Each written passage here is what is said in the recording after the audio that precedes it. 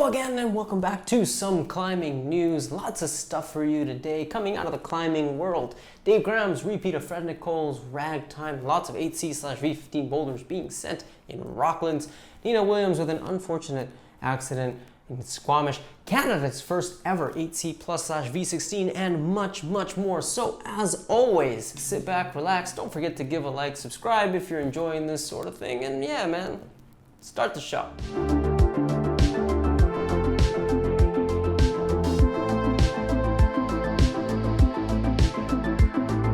And starting us off with Gabriele Moroni, who has just reportedly sent both V12 and train spotting to 9A plus routes in La Stazione, Italy. Now, Gabriele Moroni, in case you don't know, is a full-time route setter who has been around the comp climbing scene for more than a while.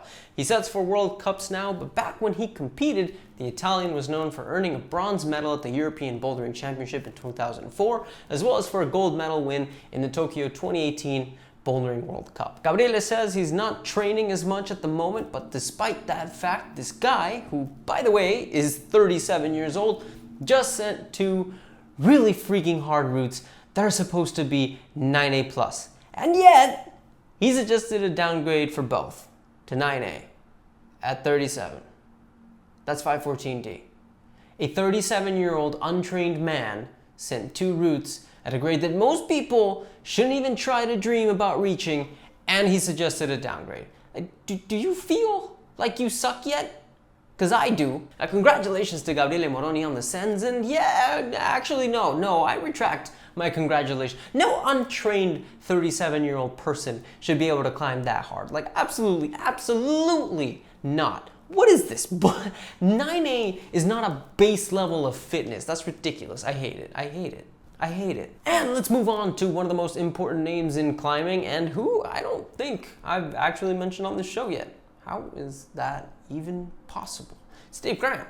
Now, you know what? I probably mentioned him back when everyone kept sending a FIDA and From Dirt Grows the Flowers. That makes sense. But he's just not been featured because he hasn't been sending stuff, or at least I haven't been seeing any of the stuff he's been sending. Anyways, in case you're new to the sport and don't know who Dave Graham is, I mean, honestly, where do you even start? Dude's a legend. One of the most prolific climbers of his generation, a boulderer at heart, slim as all hell, probably burns more calories talking than anyone else in the world, like, has ever. And more importantly, dude's a wizard. I'll let him explain at like 2,000 words per second. Here's an old interview. I promise you it's him. I know it's pixelated. The projection of wizardry, you know what I mean? Yeah. Like there's an idea, this wizardry thing, it's an idea. It doesn't really exist, I don't know. I mean, like it's an idea in science fiction and fantasy books, the wizards and all this sorcery and stuff like that. I don't know how much it really exists. Because I'm a skinny person, I'm not like, when I watch some big dude, some really strong guy do a boulder problem, I'm not very surprised. I'm like, well, yeah. But when you're a skinny bastard and you do it right afterwards and you do it better, then you're like, there's some wizardry for you, man. That's some wizard shit. Anyways, all this to say, Dave just got a repeat of a relatively obscure Fred Nicole FA climb called Ragtime 8B+. I don't know where this is. It's Big Cave. Dave practically wrote a Bible as his explanation for doing this in the summer heat. He's 43, so, you know, threw in a ton of random emojis in there, of course. But yeah, it's in a place called Amden in Switzerland. I looked this boulder up on 8a.nu and it had 7 repeats dating back to 2013. But yeah, not really much other info on this thing. And Dave's pretty famous for his ability to siege climbs. His epic battle against hypnotized minds is legendary, to say the least. We still don't have a video for it, which is hilarious, given how badly that was anticipated and how much that whole thing was followed. But the reason I'm mentioning it is Dave said in his post that he's gonna start looking for something a lot harder to sink his teeth into. So, I mean, who knows what he'll choose, but I, for one, can't wait to see what he decides. And I kind of sort of hope it's gonna be Alphane. That would be pretty sick.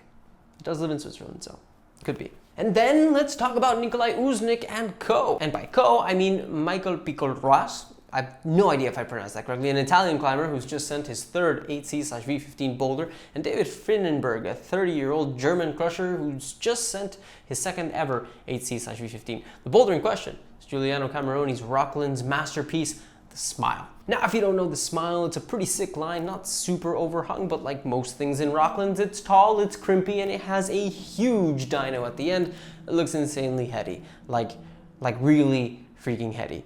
It's kind of sketch. It's really kind of sketch, which generally means it's soft. Like basically 90% of highballs, right? The fear factor just adds to the grade. Like, I don't know about you guys, but most highballs I've ever done, and there's not a lot of them because, you know, fuck that. I get too scared. And I have commitment issues, but whatever. Most highballs are soft by like a full grade, easily. And it seems like that's exactly what Nicolai and co think, because they kind of said that it was a little bit soft for their liking. Now, Nicolai said it took him 2 sessions. He had to get past the crux move twice before he finally shut his brain off and went for the big jump. All of which, by the way, you can watch on his YouTube channel. He's uploaded a video of himself doing this thing. It's uncut, links in the description, and here too, if you want to see what I'm talking about. And yeah, it's an insane line, honestly. And on we move to Niki Rusev, who is also in Rocklands. Now, if you don't know, Niki Rusev is a Bulgarian climber. He's 19. He sent his first 9A/514D route when he was just 14 years old. Sent his first 9A+/515A route last year, November 2024. And on this Rocklands trip, he just managed to send his very first 8C/V15 boulder, Spray of Light. A couple sessions for him to send, with the actual send coming on his first go of his last session. I mean, obviously it was his last session. He sent. Like, he's not gonna keep having sessions on something you've already sent. You know what I mean? Point is, kid is strong despite not having much of a resume. Icing on the cake, he went on and sent Reverse Cowgirl right after he sent Spray of Light. And Reverse Cowgirl isn't exactly an easy one. It's basically doing Spray of Light backwards, hence the name. Though honestly, I hate the name. Anyways, Spray of Light, and then Reverse Cowgirl as a happy ending to a pretty good session. And congratulations to Niki Rusev, showing the world what we already know. Comp kids do crazy stuff when they, you know, stop competing and go outside. And then let's talk about Luca Bertacco, who you've probably never heard of. And that's likely because as of a few weeks ago, this guy had only ever sent an 8B/V13 boulder. And yet, and what I think is one of the cooler things to do when it comes to grades and climbing, this dude just skipped right past 8B+ and went straight to 8C/V15 with his send of flow state in Val d'Aone. And it's not exactly a soft 8C either. We're talking about a climb that was originally sent by Pietro Vidi, who suggested 8C+, and subsequently repeated by Adamandra, who only downgraded to 8C/+, because he says he was able to keep a foot on for a final move that Pietro didn't do because of his height. Seems the problem is a little bit morpho, and in Adam's opinion, is solid 8C+ if you're not tall enough to keep the foot. Now, I'm not sure what method Luca used to send this thing, but it seems like maybe he's a little bit taller, just judging by the photos, and was able to keep the foot that Adam was talking about. Either way, you know, a jump from 8B/V13 to hard 8C is insane. So congratulations to him on a job very well done. And yeah, man, I'm just curious, any of you guys out there had like a massive jump in grades? Let me know. And on we move to Ethan Salvo out in Squamish, who managed to get another first ascent, this time the problem IMAX, for which he suggested the grade 8C. And look at this thing. It's on an amazing looking granite. It's like 2 hard moves. It's absolute bouldering purity. A lot of people are going to be very, very, very psyched on this thing. It's not my personal cup of tea. Like, I'm not drawn to it the way I'm drawn to, you know, like a cool roof problem, for example, but who the hell cares what I think? This fits the exact definition of like what pure bouldering lines are supposed to be. And even though it's not something I personally would want to climb all that much, I can absolutely see why so many people are about to get on this thing. Anyways, Ethan apparently did this thing a few months ago, but is only really talking about it now. He's published a video of the send on his channel, as well as a write-up on his Substack, which I didn't even know he had a Substack. Haven't checked that out yet. Haven't had the time for the moment, but just throwing it out there for more people to know that it exists. Go check it out if you want to. I'm assuming you could probably help support him there in some way. And also just kind of wondering, what style of climbing do you like to do the most? What's your favorite thing? And speaking of boulders I don't really want to do, well, I guess this one's different because it's more like a problem I will never, ever, ever, ever, ever, ever be even able to do.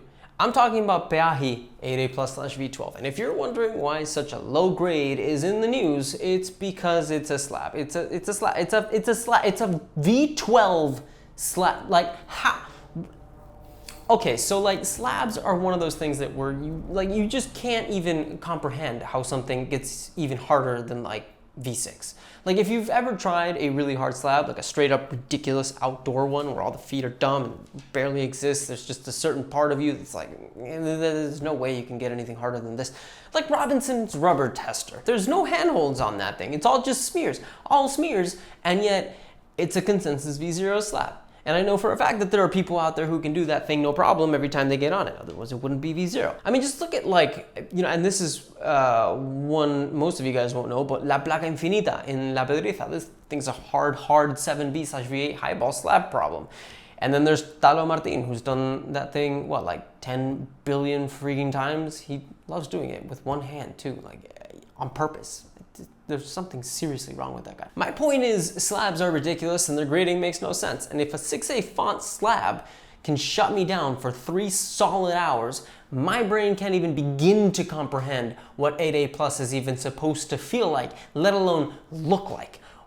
What's missing at that point? Like, obviously it's technique, because I suck at it, but like, toe strength, balance, rubber? Pringle's a Mad Rock guy, right? Like, I've never used Mad Rocks, but everything I see about them has made me want to try them out. Never been much for a whole, this shoe company is better than the other, because to be honest, they're all mostly the same.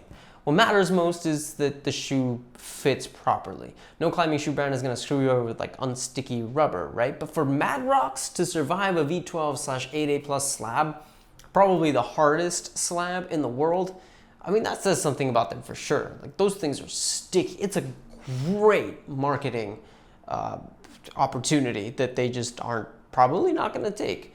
Also, I guess Brian Squire did this thing too, and in Scarpa. So yeah, both of those shoes, good on them. I'm not trying to sell you guys on any brand here. It's honestly, if any brand out there is listening, I'm open for sponsorships. Don't be shy. But yeah, this thing is crazy. It's ridiculous. It's a Nale Hukataival send, and god damn it, Nale, we need you back. Congrats to Ethan Pringle and Brian Squire for their sends and for doing something that like I don't think most people could even begin to think about. I think most of us kind of suck at slabs. I think. I don't know. Do you like slabs? Let me know in the comments below. Next, let's talk about Canada's first ever 8C+/V16, the new line called Event Horizon, which was put up only a couple of days ago by Andy Lamb.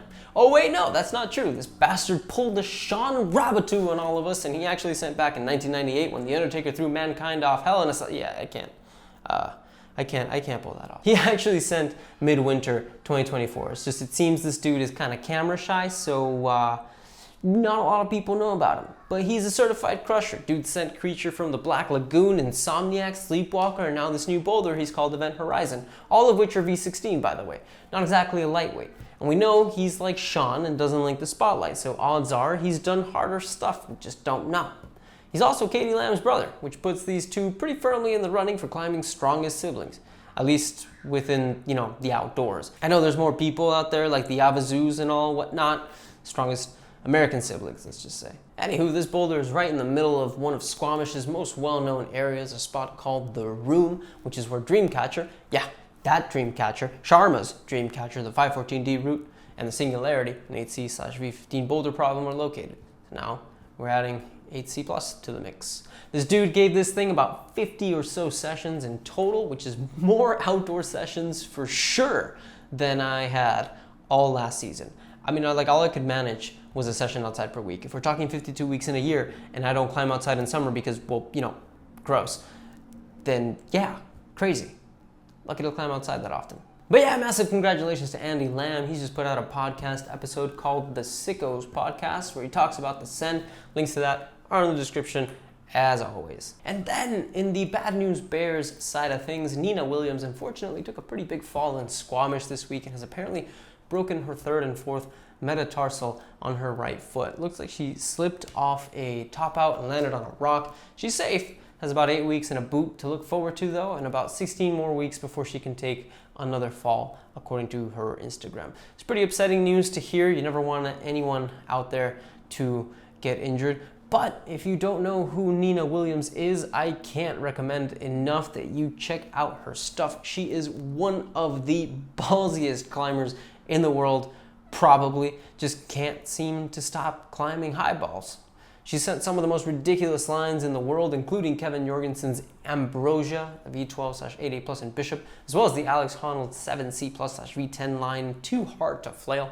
Both of those can be found in the Real Rock episode she did. I'll link those in the description in case you want to check them out. But otherwise, yeah, man, can't do much but hope for a speedy and good recovery. So wishing Nina the best. These situations are always insanely tough, especially for climbers and professional climbers, no less. But hey, that was some climbing news. Never fun to end on a sad note, but I'm sure you will all get over it eventually. It's the weekend. You'll be fine. World Cup is happening in my hometown right now, so be sure to check it out if you have access to the IFSC content. Otherwise, I will bring you up to speed next week on Tuesday. But until then, of course, and as always, go climb some stuff.